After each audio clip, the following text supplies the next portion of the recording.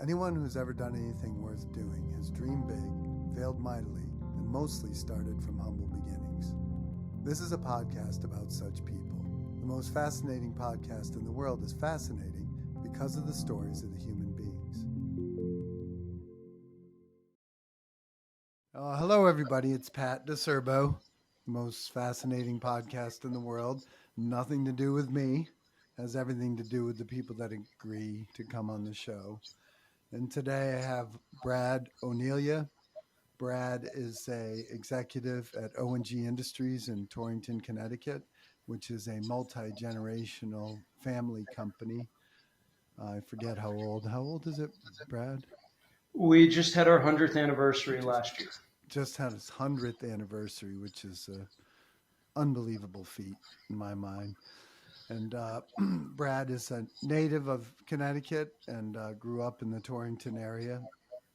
His educational background is Central Connecticut State University, a bachelor's degree in construction management, and a MBA from Fairfield University. Brad is married to Heidi, and they have two sons, ages 10 and 6. And Brad is in charge of the materials division, if I'm not mistaken, at O&G Industries. Did I get that right? Would you say Yeah, that? specifically the asphalt and paving work that we do. I have a cousin who's involved, actually two cousins, depending on which materials. So we have kind of our own silos. Gotcha. So TJ would be one, and then Kara, I assume, is the other? That's correct. Okay. So as you know, I'm in the habit of asking people about their very earliest memories. Like when you were 4 or 5 years old, what do you remember from growing up? What are your earliest memories from your life? Earliest memories from my life. So I had a pretty innocuous childhood. Very good home situation. No tragedies to speak of. Some of the earliest fond memories I have is during the summers away from school. My father, grandfather, sometimes both, they would pack me in the car for a day and take me to work. While it wasn't official take your child to work day, when your family runs a business, I guess every day is a take a child to work day opportunity. And they take me around to the plants, to our quarries, to some job sites, let me run up the big sand and stone piles in our quarries. I looked at it as the biggest sandbox a kid could hope for. And just a lot of fine memories climbing on the equipment and talking with the guys. They always treated me very nicely. And just a lot of good experiences doing that as a child. That's fantastic. So it sounds like from a very early age, you had an enthusiasm for the industry. Yeah, what little kid doesn't like playing with big trucks and equipment and seeing things be built out of the ground or a roadway being built? When you're that size, everything is just massive, I guess. But yeah, I was always given an exposure to the business. It was never pushed on me. It was always an opportunity that hopefully was going to be there as I got older. But I'll be honest, Pat, until I got into high school, and later on heading into college and picking a major, I wasn't necessarily set on joining the family business. I would have been a fourth generation member as I am now, and there's a lot that rides on that type of legacy that our fathers and grandfathers and great grandfather had laid before us, on top of all the men and women that bust their butt every day for us and have for generations. But it was always in the back of my mind something I enjoyed being around, and as I got older, saw myself making a living doing that type of work. I've always thought about it. And naturally, I've been sort of a casual observer of your firm for many, many years. But it's clearly a blessing to have the option to go into it, but it's also an enormous responsibility. So when you were like a senior in high school, what was it that, do you remember like thinking, okay, I'm going to give this a shot? Yeah, so my father was one never to let us sit around in the summer as we got a little older into junior high school. And so I had the opportunity to work during summer since seventh grade on, varying capacities on our lawn crew. I did some painting work at some of our facilities.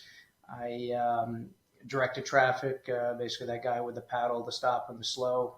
This was before you needed a full certification to go do that as you do nowadays.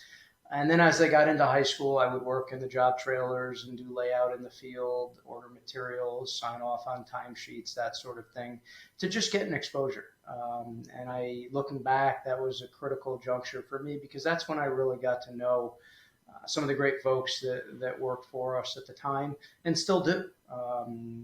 It's funny, actually, the foreman on the paving crew, when I was flagging at about the age of 12, I'm technically now his boss, and I manage his crews, and we work together very well. But he's never one to shy away from reminding me that he used to be my boss when I was a kid. So, all in good fun. But that's the type of longevity that our folks have, and that's a testament to what they bring every day to the table.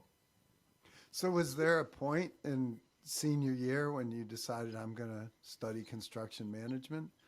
Like, do you Yeah, remember? so it's kind of a long and involved story. So cut me off whenever you see fit. You had mentioned I had graduated from Central Connecticut State University, which is in fact true. That is where I finished my undergrad. I spent the first 3.5 years of my undergrad at the University of Colorado in Boulder. Oh, And I wanted to leave the Northeast, knowing I was probably going to come back, albeit not 100% sure at that point of joining the family business. And so I wanted to get out of the Northeast for a little bit, go to a bigger school, and just experience a little bit different atmosphere. In my high school, I had gone to a boarding school, small school, about 400 or 500 people in the northwest corner of Connecticut, small town. So I just wanted to spread my wings a little bit. And I chose civil engineering as my major. Seemed like a logical opportunity. Good education can come with that, and lots of future job prospects, regardless of whether it was for the family business or not. And when I got into civil engineering, it quickly dawned on me that I was not cut out for the engineering track. I was definitely more business focused, the business of construction as opposed to the actual designing of construction. But unfortunately, CU did not have a undergrad construction management program. I did take some classes in that program. The professors got to know me. They knew my background with the business and working summers, and they said, "Yeah, we'd happy to have you sit in on classes." And after a year of doing that, it dawned on me that none of those credits were counting towards my actual diploma in civil engineering. So I had some decisions to make, and right around that time is when I decided to come back and finish at Central Connecticut State and in their CM program while I was working. So I went to school at night and worked during the day.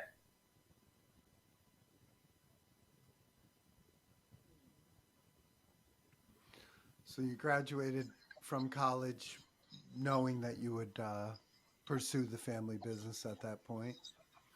Yeah, at that point, when I went to college, I was, I think, 17 for the first couple of weeks, and that's an awfully young Mm. age to decide your final direction. But within about a year, by the following summer, I pretty much had my heart set that I wanted to join the business and follow in my father and grandfathers and all our relatives' footsteps. Hmm. It was a blessing for sure. I am a very lucky individual, as Warren Buffett says. I won the sperm lottery, Mm. literally and figuratively, and but I take this obligation seriously. As I said, it wasn't forced on me. I could have gone and tried to do anything. But once I stepped foot in the door, the game was on, so to speak, and you had to step up and you know, continue the great work that we've been doing all along. So, as you know, I have a lot of relationships with a lot of people that are in multi generational businesses. And one of them said something to me a few years ago that really stuck with me. He's a second generation kid. They're real estate developers, and he's done really well. He's built like 20 something buildings for his family. Um, and he said to me one day, I keep a really low profile. And the reason is because no matter what I do here, my father handed it to me. And if I screw it up, I ruin the family business. So I just do my thing. I don't need any accolades and so on. How do you think about what he said? Yeah, I would say he's spot on. I'd be curious off air to see if I know the individual you're speaking of because I think I may. But yeah, I mean, I do look at it as look in life, you're always going to have naysayers and quote unquote haters. And anybody can look at me or any one of my cousins, or quite frankly, our fathers or even grandfathers, and say they were handed something. And that's partially true. I did have to fill out an application. I didn't really have an interview per se. So yeah, I could see how somebody would say, you were handed the opportunity. But again, with that, to the gentleman's point you were just speaking of, there is a lot of pressure that goes along with it, particularly in something like contracting and real estate development. Our two worlds, you're only as good as the job you're working on or the job you just finished. We don't develop a product that we can then go market for 20, 30, 40 years, get copyright protections and whatnot. Every day we have to go compete for the work that we get in a very competitive, low bid type of world. And so you have to stay on top of your game. You have to remain innovative, because if you're not, your competition is. So as much as it could be said, I walked into my position, which is true. I do like to think that, every day I've gone out trying to give it my best, and that's been good enough so far. So I'll take that as a win. Mm-hmm. You wouldn't have it any other way, would you?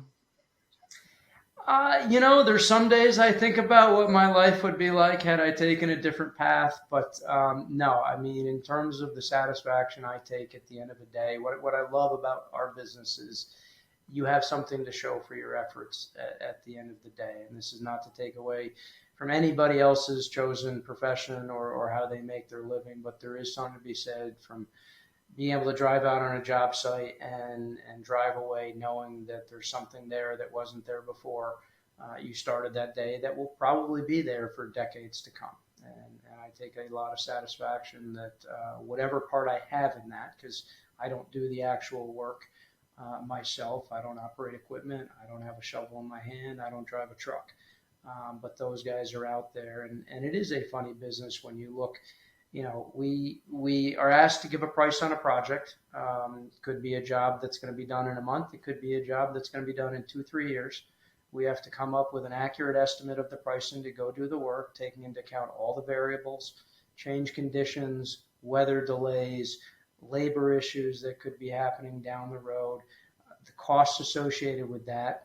And, they open the envelope. If you have the low number, you have a good shot at getting the work. Not always, but a good shot.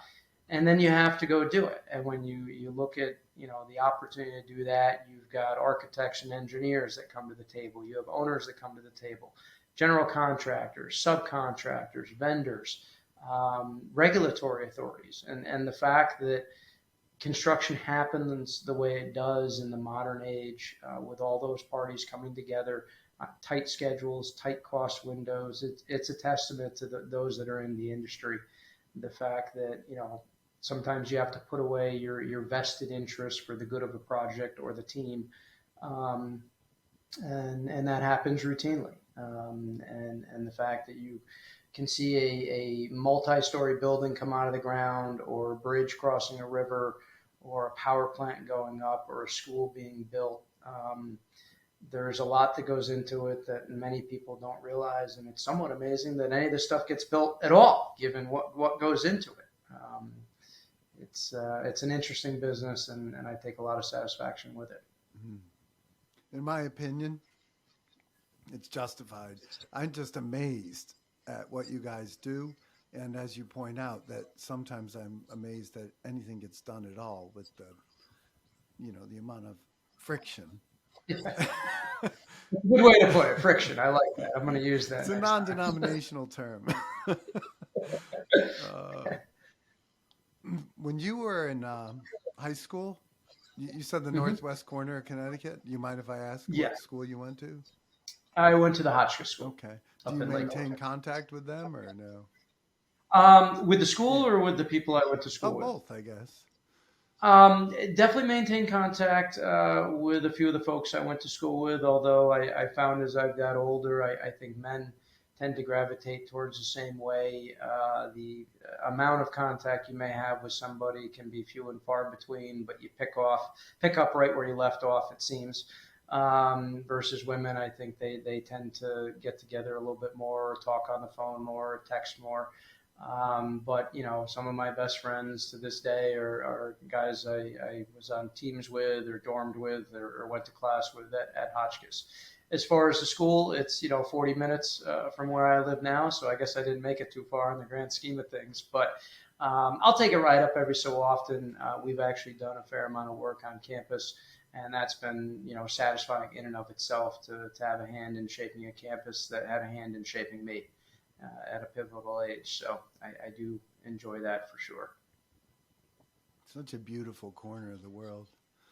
Um, It is not a lot there, but definitely as I've gotten older, I've definitely appreciated it more for mhm. sure. What sports did you do in high school? I ran cross country for a couple years. I was not a runner prior to going to Hotchkiss.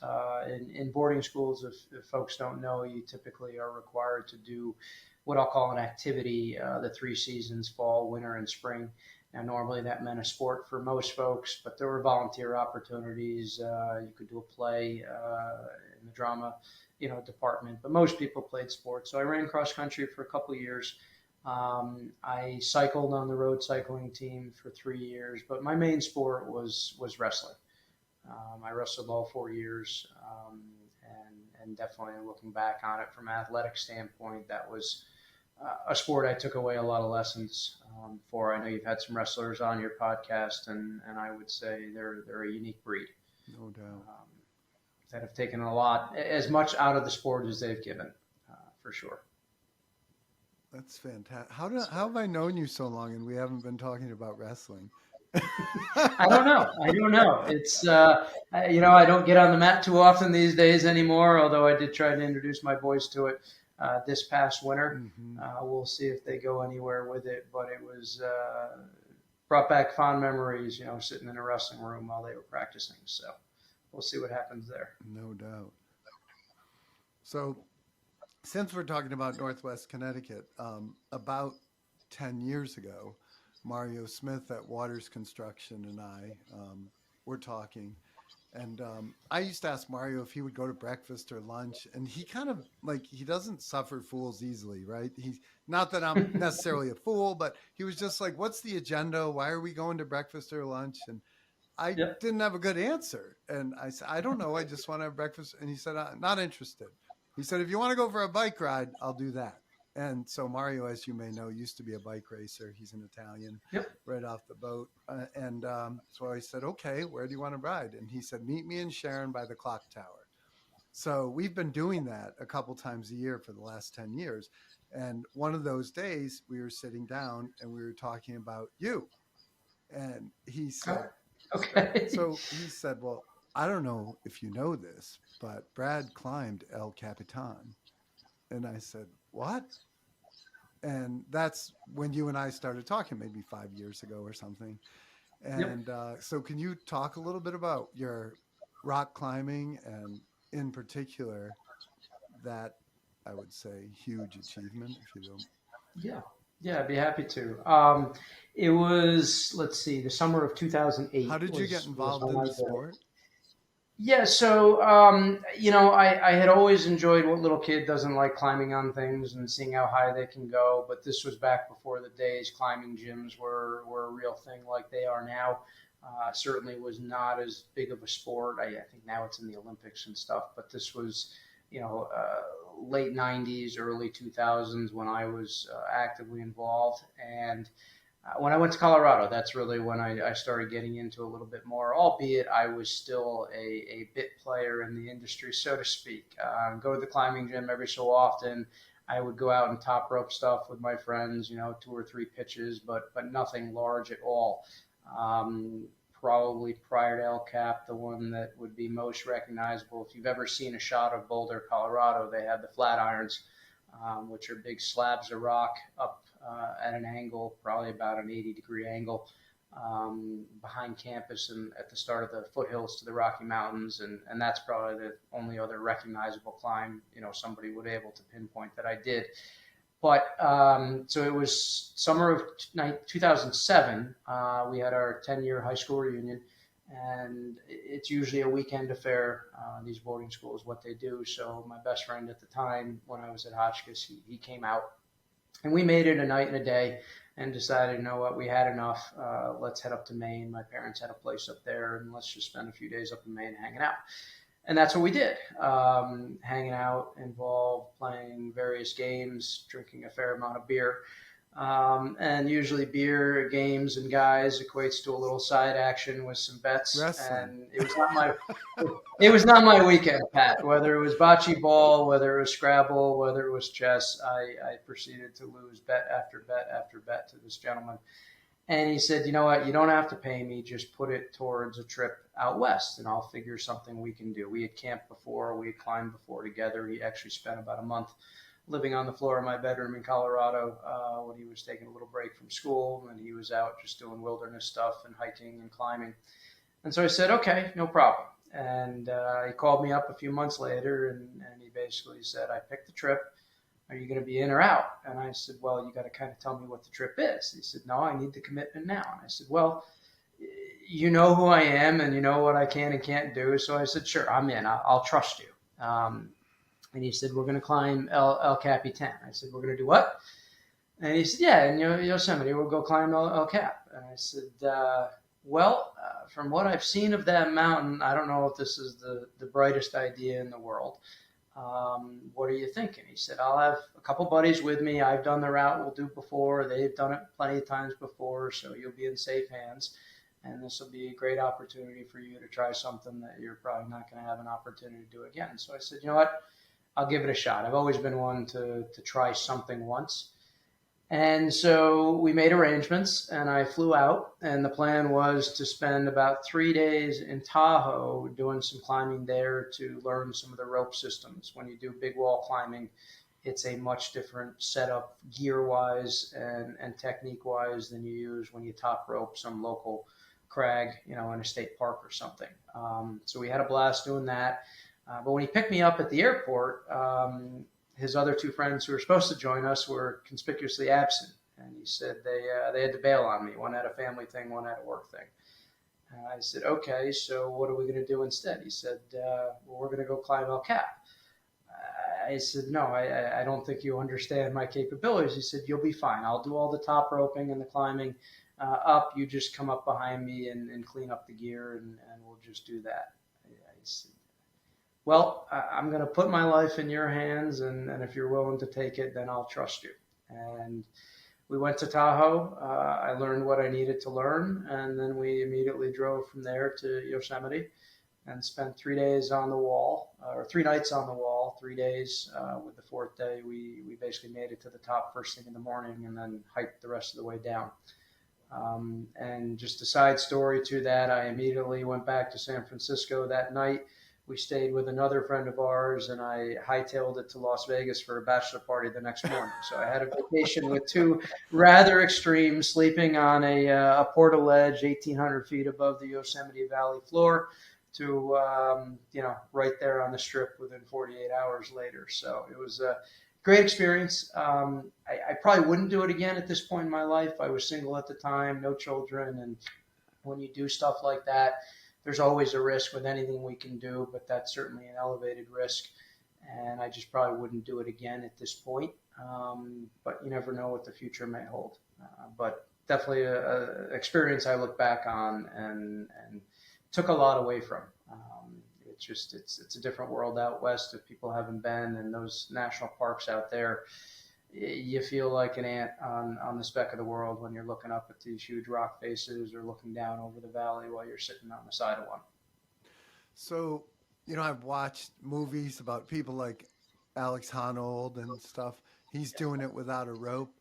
And then I think you and I talked a little bit about Tommy Caldwell and the climbing that he had done. And when you climb with the ropes, even though you have the ropes in case you fall, you're basically just climbing with no assistance, right?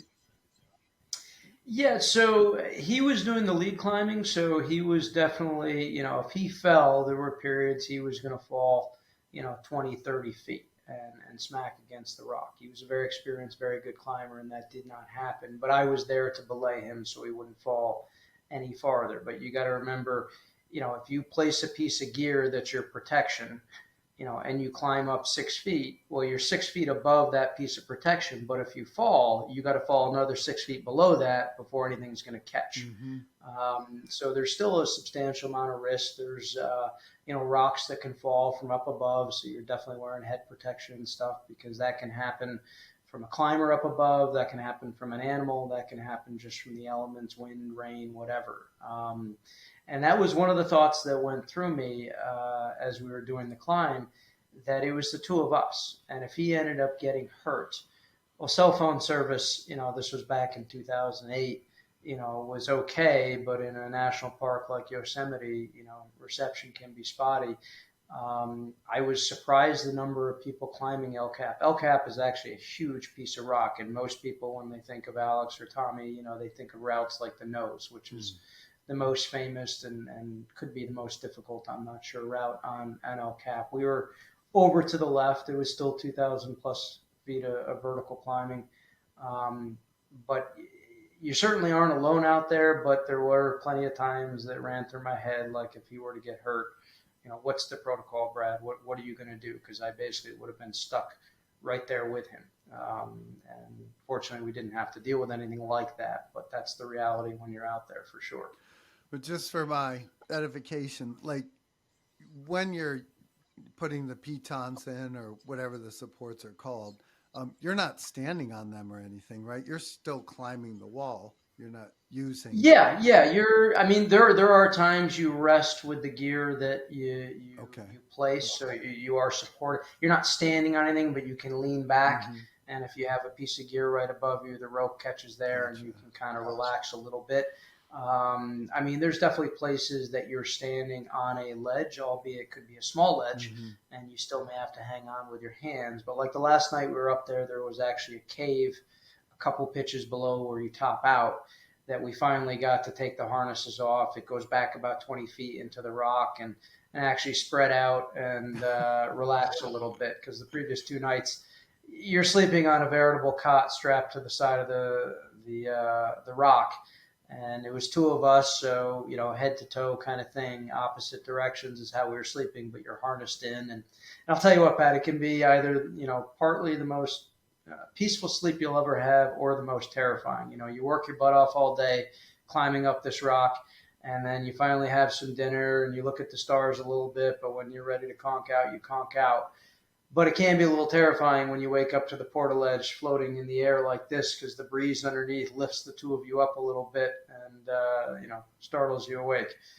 Um, but definitely a unique way to sleep for sure. It's but yeah, it was a great experience. I could not have done it, just with my own skill set. He did the vast majority of the work, but I walked away with a great memory and a great experience with him. That's awesome. So when you got to the top, is there a back way down, or do you go back down the front the way you came? Yeah, so I can't speak to all big walls, but El Cap, yeah, there's a few trails you can hike back down. It's a pretty difficult hike. You're tired and you're carrying your gear down. Of course, it's basically all downhill. So it's not a walk in the park, so to speak. But yeah, there are definitely trails to get back down for sure. Gotcha. And so I would assume that means you could hike up to the top if you wanted to, instead of climb to the top. I know with Half Dome you can, because he had done that one before and he was telling me about it, because we were basically looking at it the whole time on the side. So. Mm-hmm. So after that climb, did you continue to climb, or was that pretty much the end of rock climbing for you?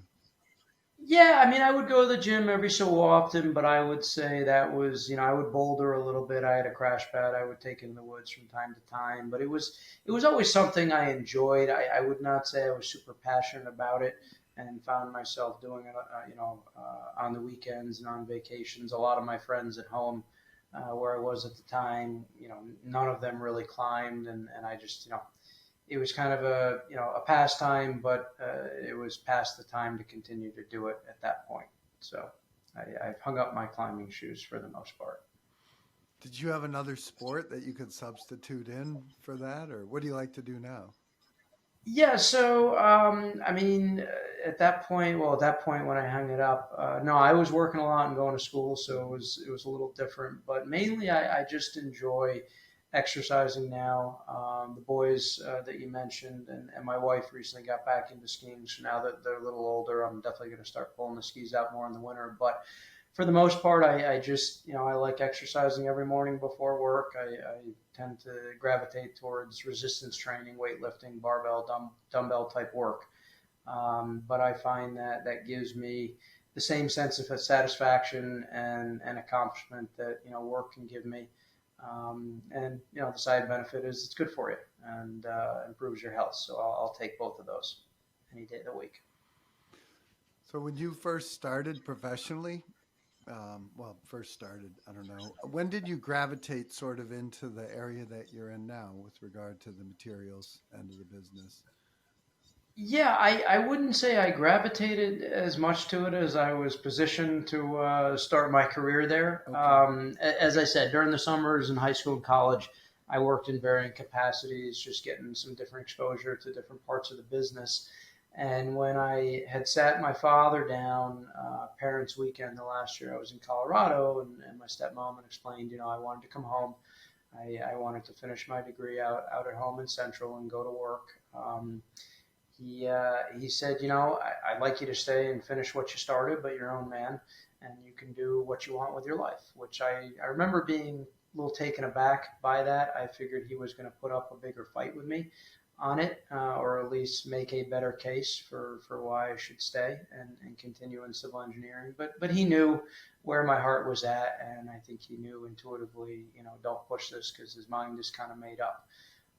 So I came home that Christmas of 2000, and I didn't really ask him what I was going to be doing prior to coming home. But when I finally did ask the question, I was living at home in Litchfield at the time till I found an apartment. And he said, I'm going to send you down to Bridgeport to work out of our office down there, which instead of the 10-minute ride to our headquarters in Torrington, Connecticut, it was an hour ride down Route 8 all the way to the southern end of the state. And he said, you're going to work in the paving and asphalt side of the business. That was part of what he managed at the time. And a lot of us have kind of gravitated, as far as my cousins, following in our father's footsteps in their end of the business. Been a couple changeovers to that, unique cases, but for the most part, everyone's kind of gravitated along where their grandfather and fathers worked. So I, had been around paving and asphalt all of my life. I definitely quickly got a crash course. I had a great mentor, a man by the name of John Leverty, who was a vice president at the time. We had actually acquired his family's business years ago, and he had stayed on. Um, Is he still with Amazing you? guy. He was with us for a number of years after that. I want to say he finally retired in his mid to late 70s. He passed away a few years ago. His son actually works with us. He was working out of the office that I worked out of when I started. So I spent my first 10 years of my career going to Bridgeport every day, kind of overseeing some of our Fairfield County operations and learning the business. And in hindsight, it was a great decision on the part of my father to send me down there. Um, I didn't really think about it from his perspective at the time. I'm sure there was an aspect that he didn't want to have me under his thumb, and he wanted to have me prove myself a little bit. But looking back on it, Pat, you're 21, 22 years old. You think you know it all. When you get to 25, you realize you didn't know anything. When you get to 30, you realize at 25, you didn't know anything on and on. But at 22, you're a little cocksure to be sure. And it was definitely a great learning experience for me, not to be directly under his thumb because we would have butted heads on an ongoing basis. We have a great relationship. But at that age, if your old man is going to oversee everything that you do, I can see how that could cause some problems in the family dynamic. So, sending me to another world that was Bridgeport, Connecticut at the time was probably a great decision for not only him, myself, our relationship, but also my career path too. Hmm. So, what about the future? Like, it's again just a magnificent, from my perspective, like I say, a casual observer of your company, so much history. Um, relatively speaking, everyone's coexists peacefully, it seems. Um, Yeah. like, can you see it going 5, 6, 7, 10 generations? What do you think might happen, if you don't mind me asking? Yeah, so my generation has certainly given that a lot of thought, and we have ongoing, conversations, both of the strategic variety and just day to day nuts and bolts operational variety. And sometimes I never knew my great grandfather. He passed away in the '60s before I was even a thought.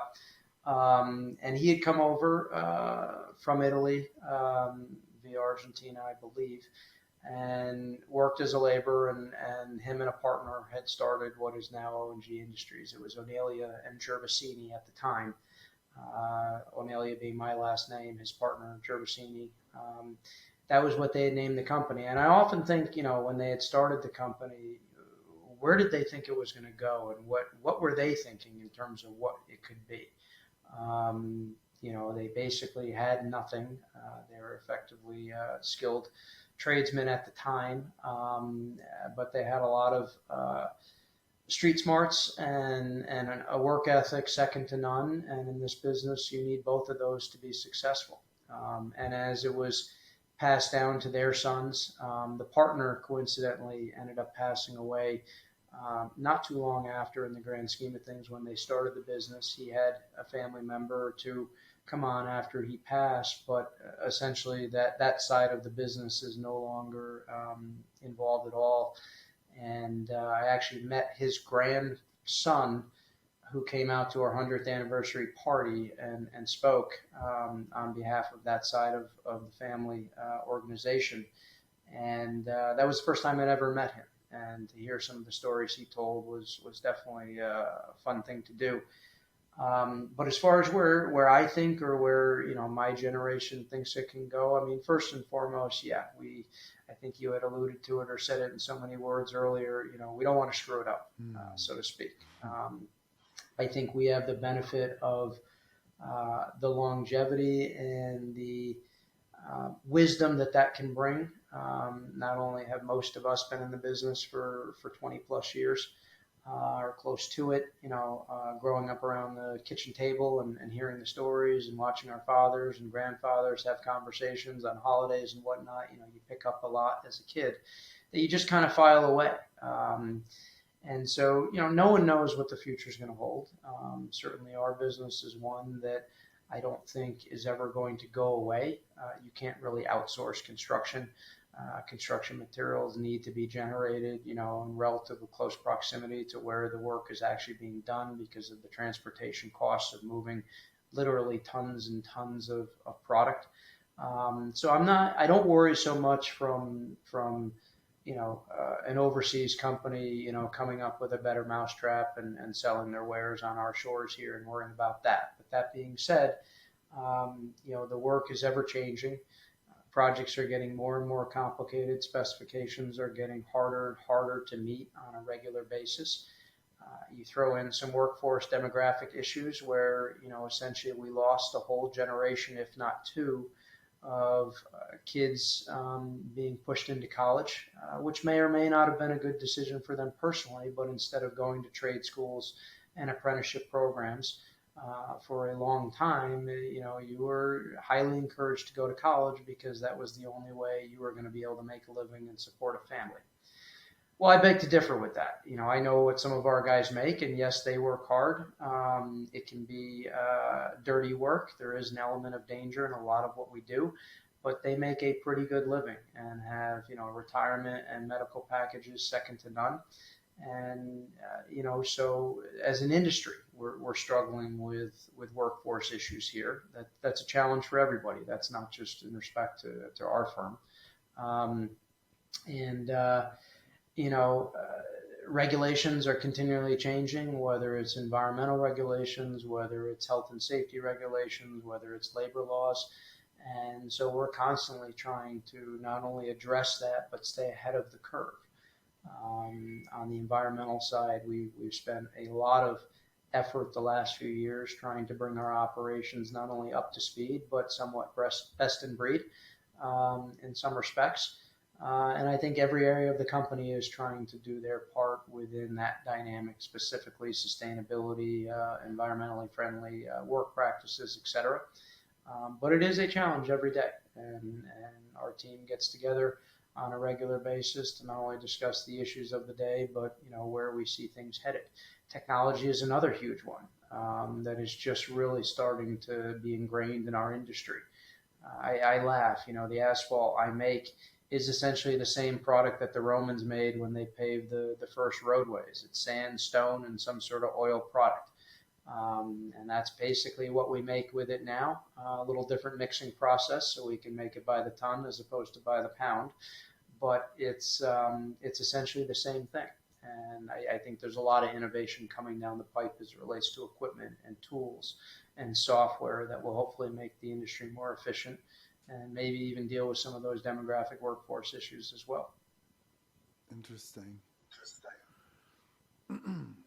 like, like to the uninitiated, it might look like as a fourth generation employee, owner, practitioner that it's easy, but I know from talking to you and many others, just it's as you point out, a never ending series of challenges.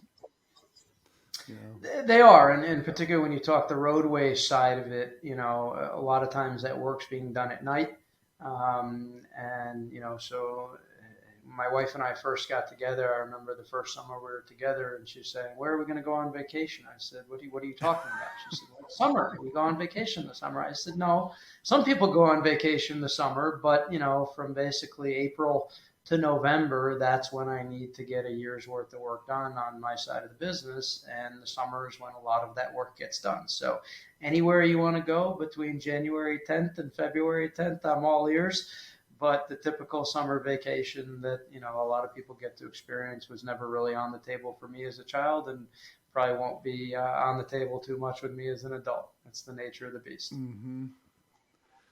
Well, it sounds like she went along with it. For the most part, I will give her a lot of credit. She is incredibly supportive, allows me to do what I need to do.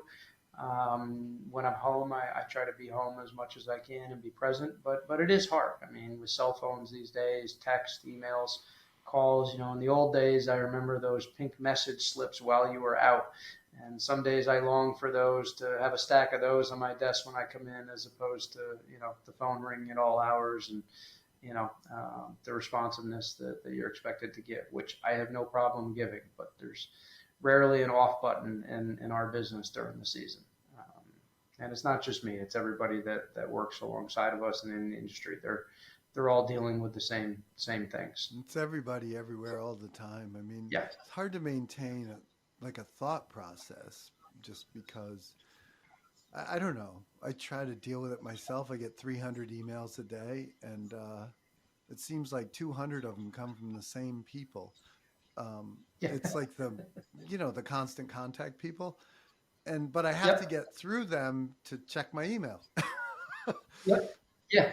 uh, It's Yeah, I was saying to somebody the other day, email is such a ubiquitous tool in business and industry and all walks of life now, academia and stuff. But it's the one tool that not too many of us were actually given a crash course on how to use it, in terms of, is it appropriate to send this via email? Is a phone call the better option here? And sometimes I think we'd all be better served doing that, mm, because I was reading a guy, he was talking about this idea that, email should be for external communication outside of your organization, and internal communication should be done in another platform.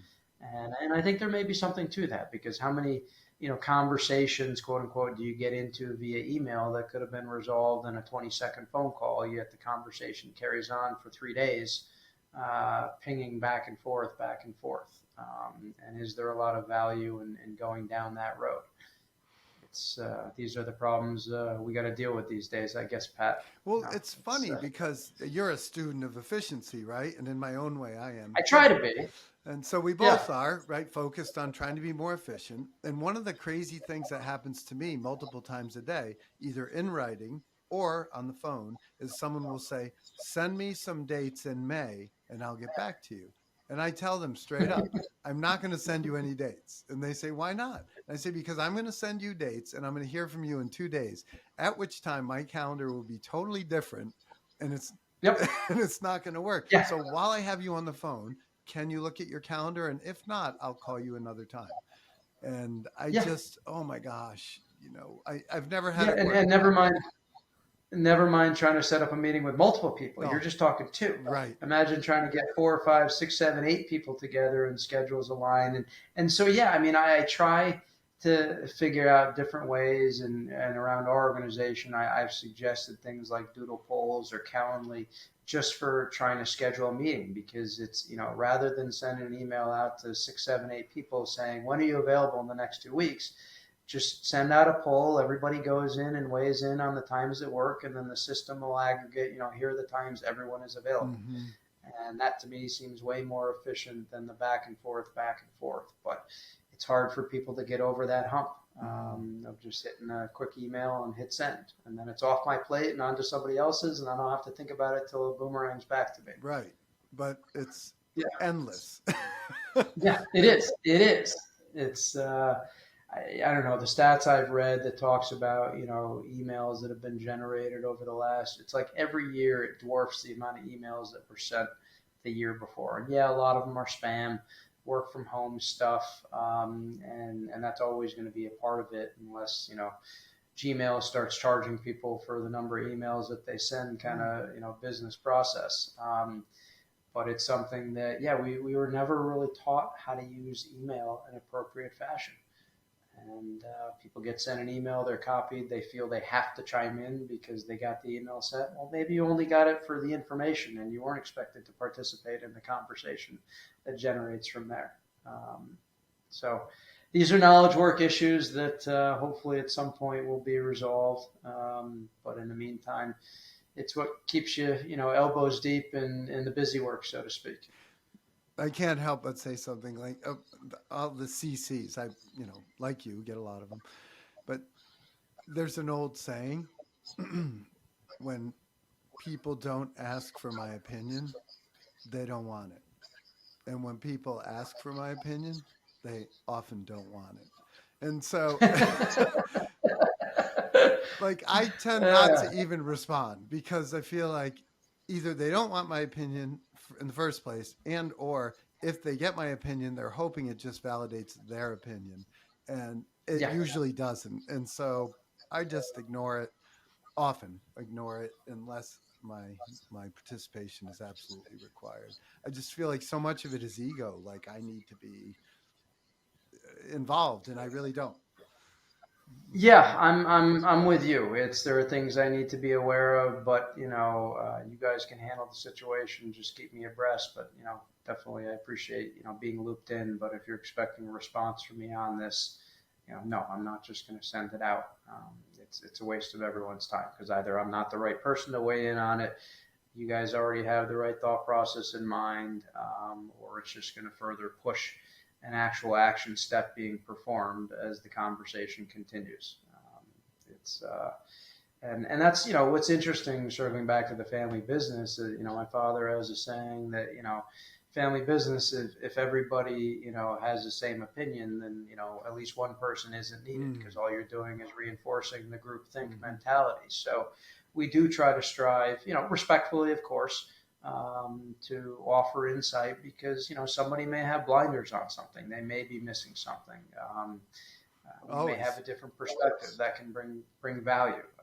But at the end of the day, if that's your business line, you probably have the most insight into the issue. But you should always be willing to hear what other people have to say on it if it comes before the group and something like that. No doubt. But I mean, I could argue it either way. Of course, always I'm going to have blinders because I only know what I know. And obviously, you can look Yep. at a different perspective.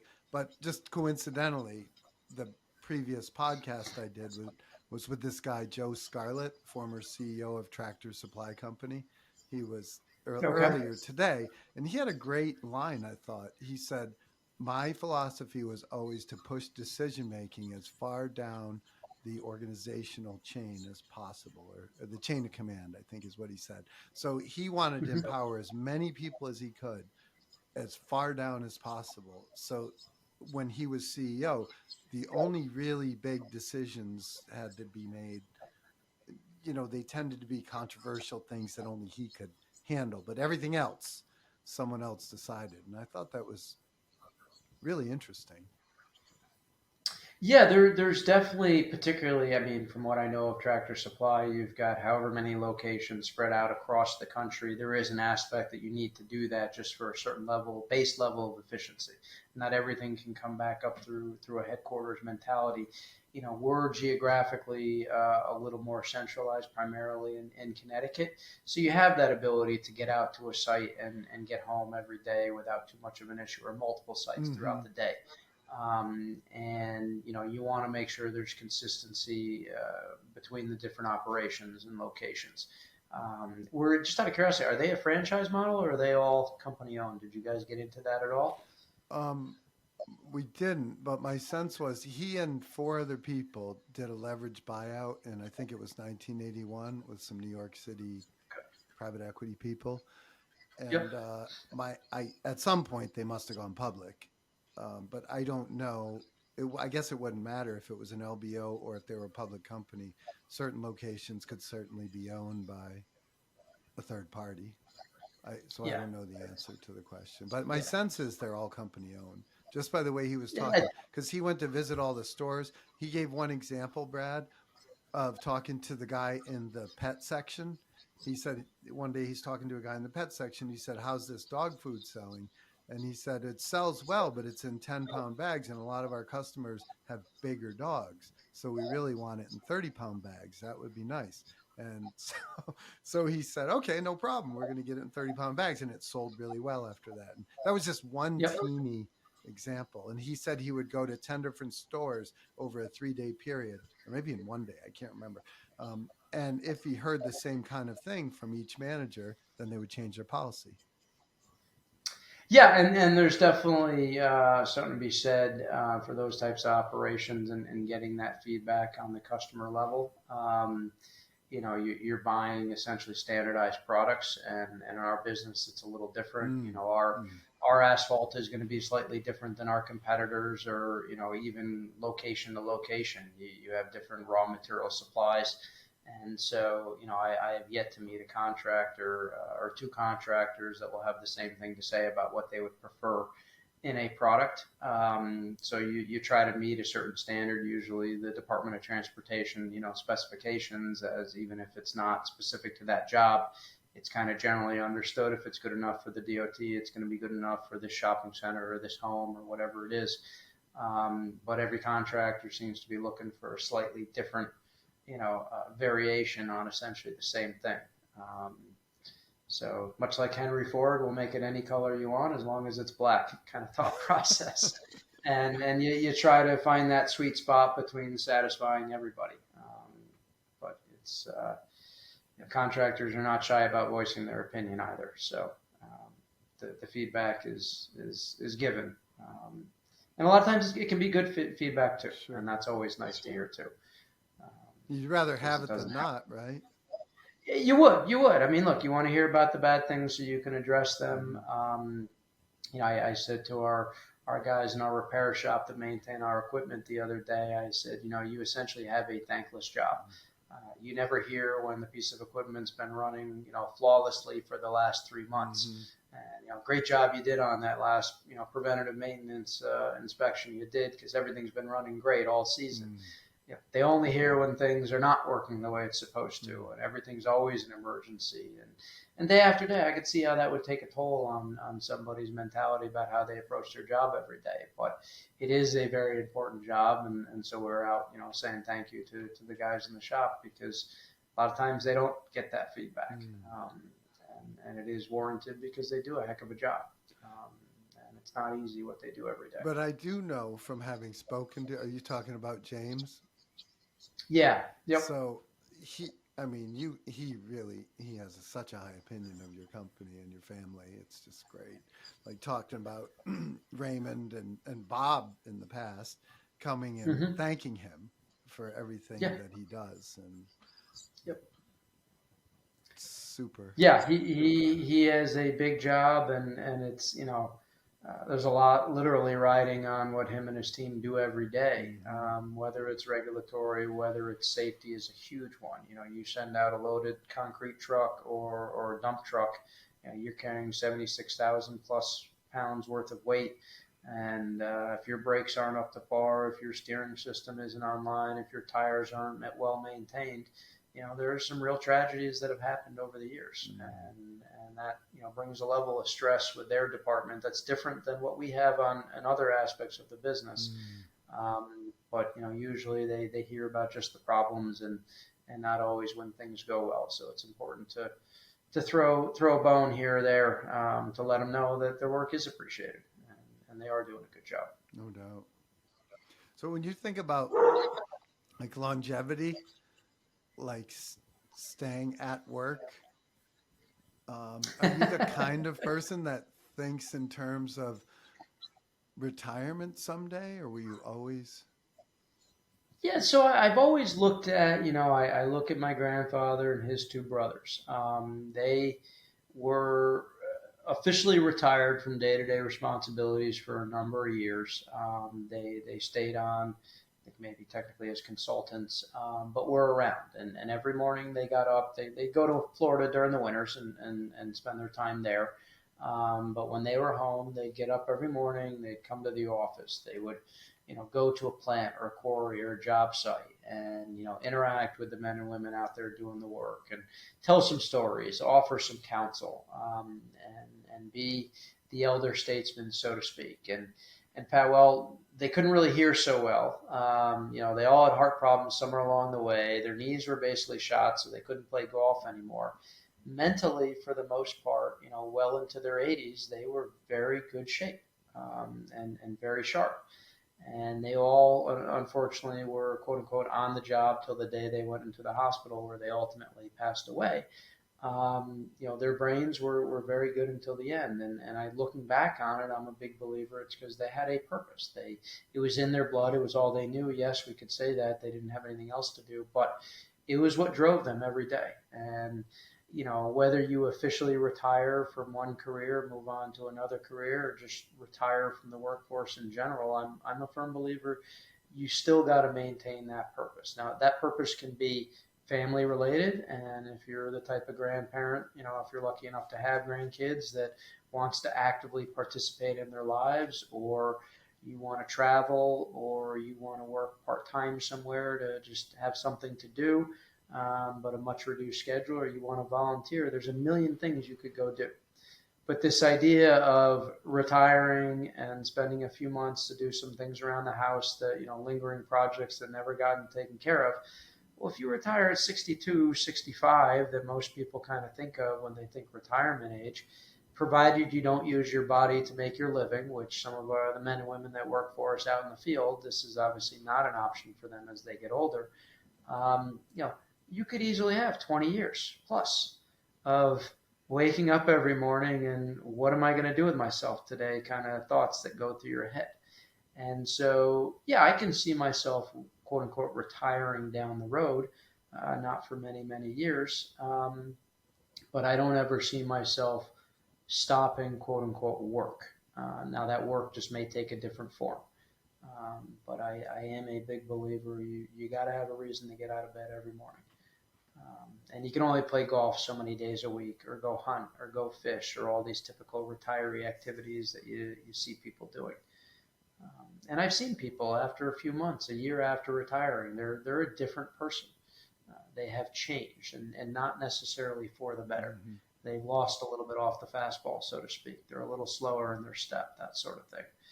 And that's the one thing that concerns me as I get older. Physically, my body may do what it's going to do, but mentally, am I going to remember who folks are? Am I going to, potentially put myself in danger with some forgetfulness, leave the stove on, whatever it is? So I want to try to maintain at least my mental capacities as long as possible. And I suppose once they're gone, you don't know the difference anyway. So maybe it's not as bad as I'm making it out to be. Mm. I don't know. I think there's What about you? When do you plan on retiring?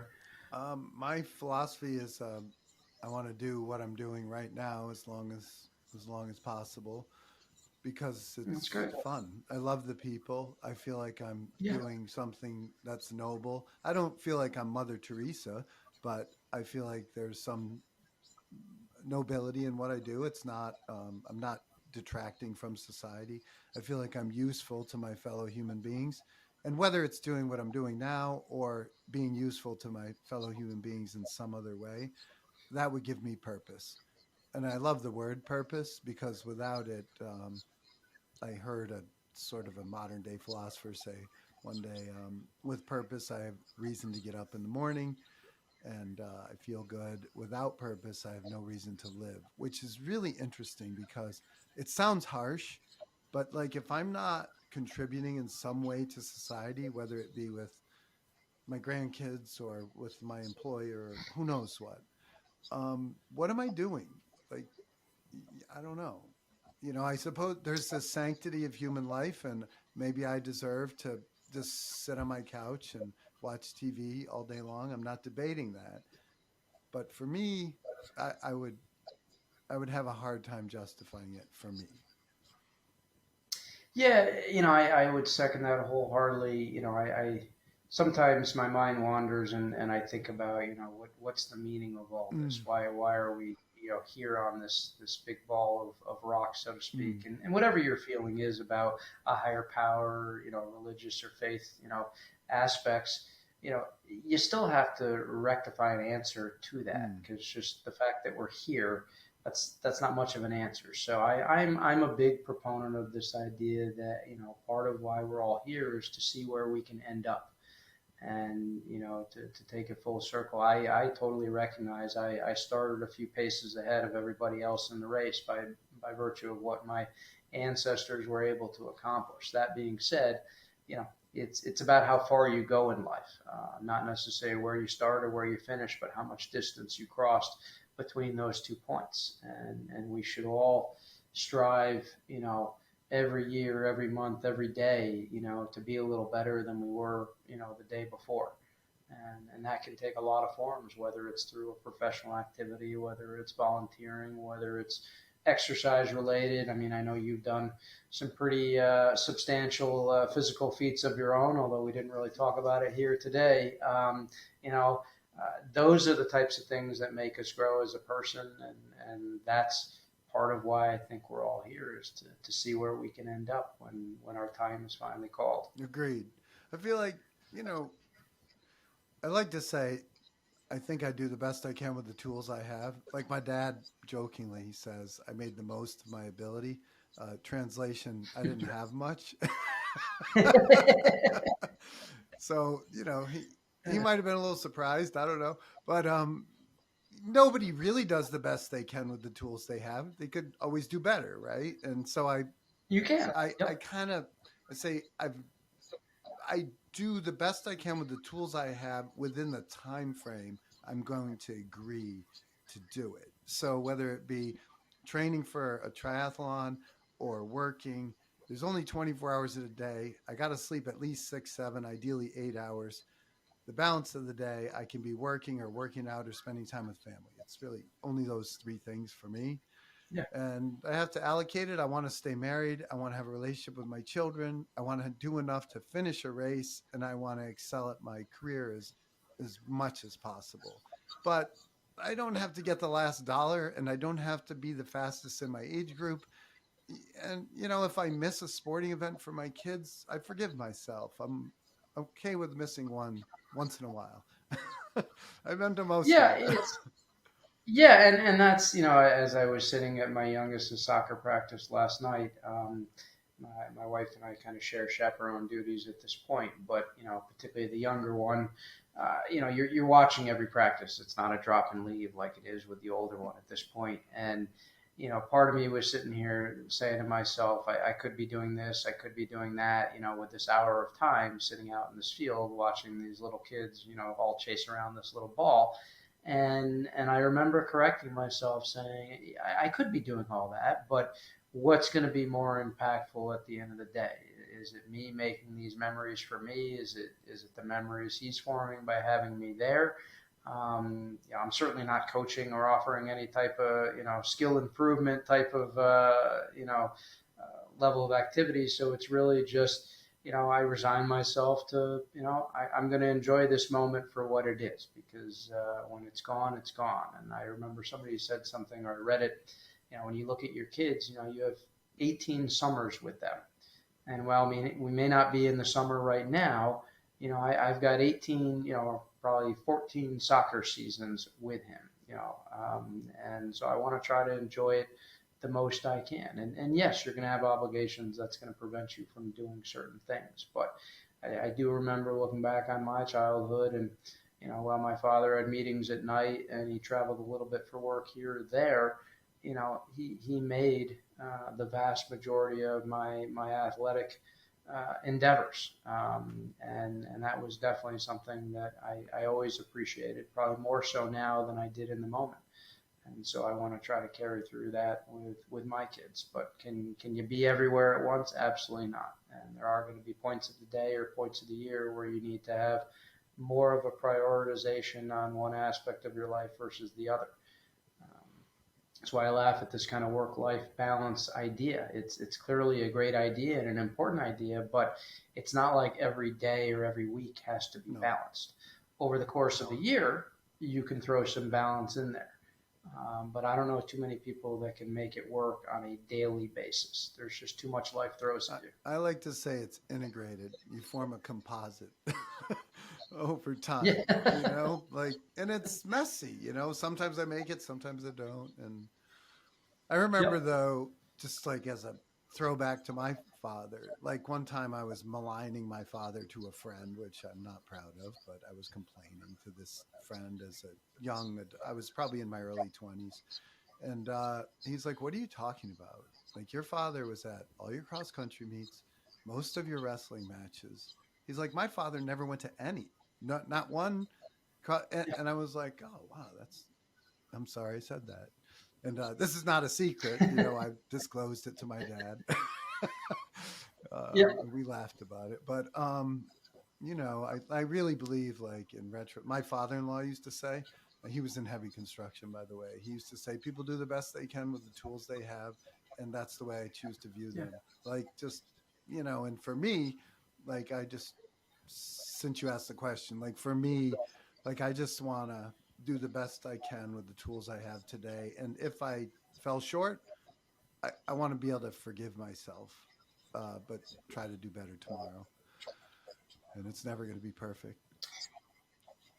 Yeah, it's never going to be, and I do think that's a great way to look at it. I mean, I also try to look at it, I'm only competing against Right. myself, and trying to improve myself, whatever anybody else is doing or what they're able to accomplish or not accomplish.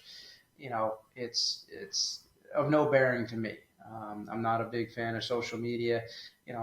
Main reason being, a lot of what you see are people's highlight reels of their life, and or looking for sympathy in something that's going on in their life. And they both can have a place, but when it's either or, and you don't get that middle of the road, run of the mill days that we all run into, or craziness, when you don't see stuff like that posted, you're not getting the true picture of someone's life.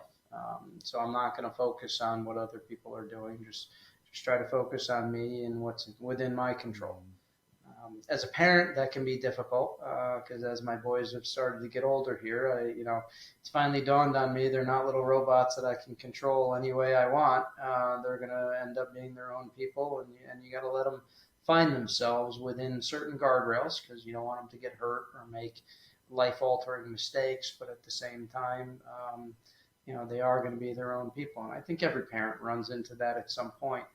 Um, but it can be a frustrating realization to get to there, My for wife sure. likes to say, you can try to control them, but at what cost? There you go. So it's That's, tricky. yeah, it is. It is. Um, is there anything we're leaving out? Is there anything we didn't cover that maybe should have covered? Or do you have any questions for me about anything? No, when you told me you were doing a podcast and asked me to come on, I think the title definitely was more than I was going to be able to bring to the table. But I've had a great time with the conversation. But why did you get into podcasting? Just out of curiosity. I was a little surprised to hear that. Although a lot of the stuff I hear, come out of your mouth, Pat, with the different things you get into and places you've been and events you've participated in are surprising. So what made you get into the podcasting I world? just think people are fascinating. It was going to be the most interesting podcast in the world, but that name was taken. And by the way, there's lots of people that start podcasts and have the name of whatever it was, but they abandon it. So this group or Yep. guy had done maybe six or seven or eight, and my attorney said, well, "You can't use that name." And I said, "Okay, I'll use it. I'll just modify it slightly." And so, but it's a better name, I think. This Yeah. people's stories are fascinating to me. Like there's a whole. I was come from a cultural anthropology background. That was my major for a while in college, and I did a term in Mexico, Spain, and Barbados. So three different terms abroad, and each time I was immersed in another culture. And each time I had to approach the locals and try to interview them. And they were very suspicious of me. They're like, who is this, white guy coming to talk to us in our town? He doesn't belong here. And he's asking us all these personal questions.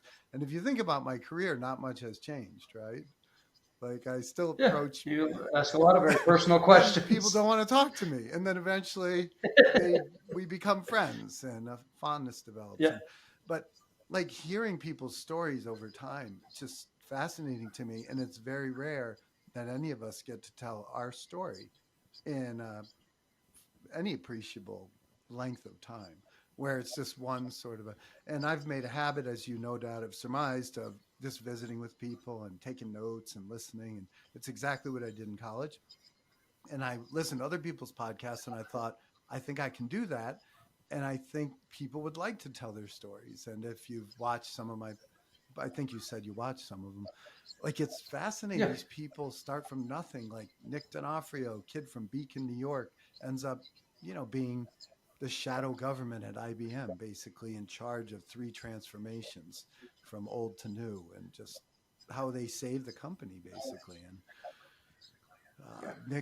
Nick Masucci, the head of Louis Berger Group, navigating the federal probe of his company after the chairman of the board, I say allegedly, defrauded the government. I think he pleaded guilty, but maybe he didn't.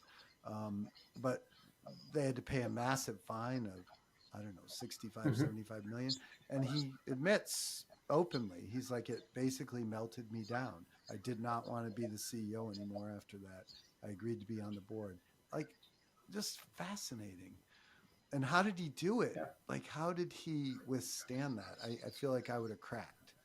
And maybe I would have reached down and been able to somehow get through it. But he just, to me, is a super fascinating person.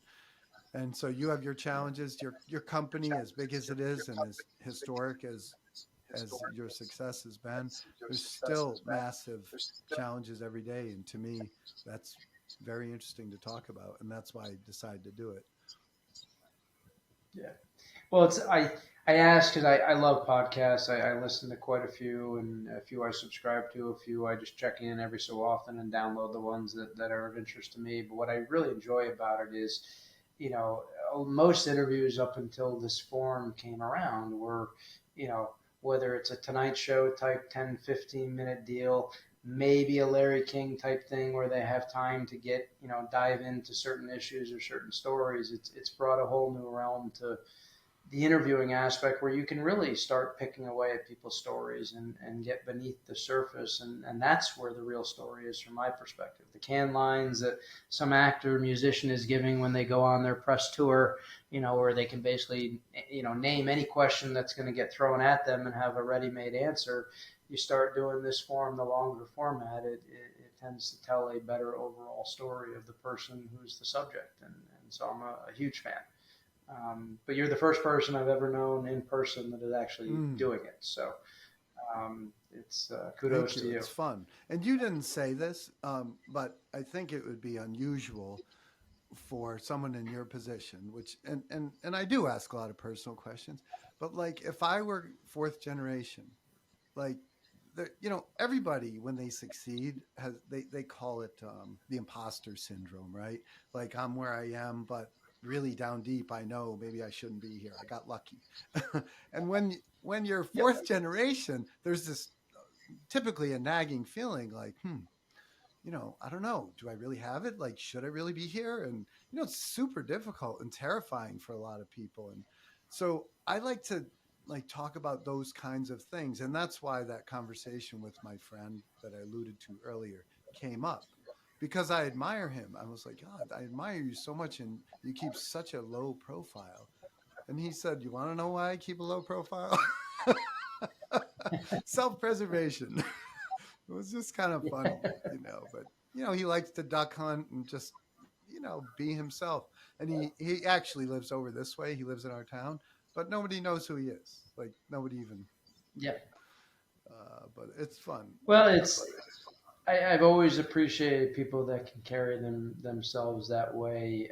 My wife sometimes laugh at me. We'll be out and meet somebody at a party. What do you do? And I definitely try to downplay it. I certainly don't mention I work for my family, that sort of thing, because I'm always interested in people's reactions to the Mm, company and the work that we do. Because a lot of times we're in people's face, whether it's a project they know we're working on, but a lot of times we're not, and they have no clue what we do and the types of work that we do. So it's always interesting to get the feedback and the honest feedback, because the minute you throw out, who you are or what your position is, it's going to change, people's interaction with you.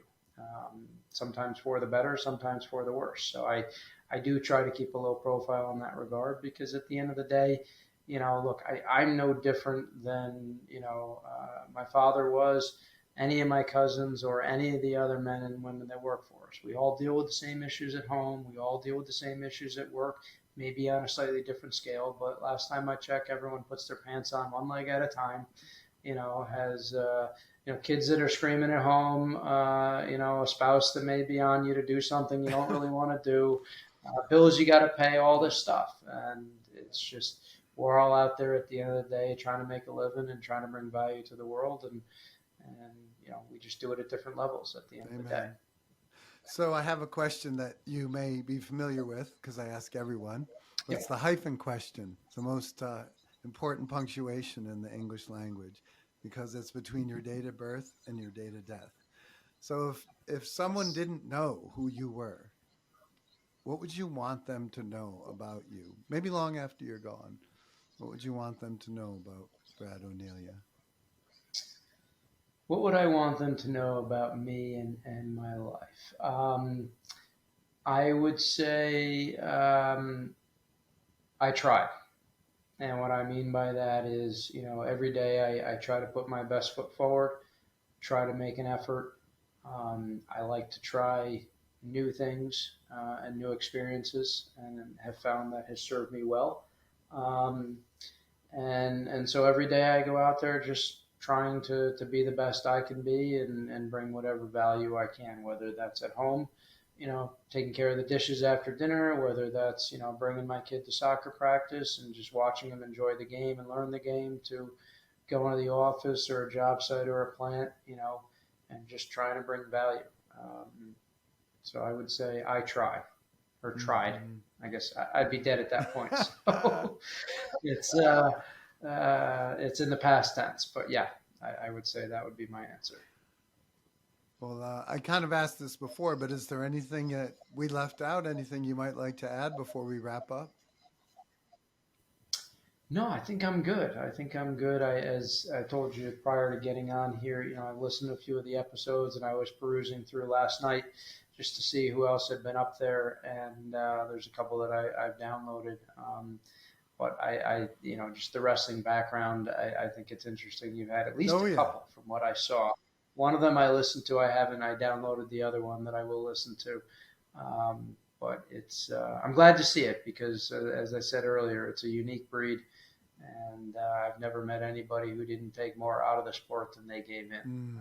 And I can't say there's too many sports like that from my experience. So I So had Jordan it was good Burroughs to see. originally, Joey Yep. McKenna, then Terry Steiner, who's the women's coach, one-time NCAA champ from Iowa. He's the women's Olympic Okay. and world team coach. And then today I had Frank Papalizio this morning, who's internationally known promoter of the sport. He was a high school wrestler. His brother Pat wrestled for Oklahoma State, and his brother Anthony wrestled somewhere else. I think he was a junior college champion or finalist. So just a really interesting guy who promotes the sport. And I just hang around the sport. I go to the tournament, NCAA tournament every year. I went to the Olympic trials last weekend or the weekend Really? before. It was at Where Penn was that State. at? It was at, so Okay. it was crazy because it was basically like Penn State people wrestling Penn State people in the finals. They're so dominant. You know, there's only 6 weight classes now, so it's only 12 wrestlers, and I think 8 of them are Penn State people.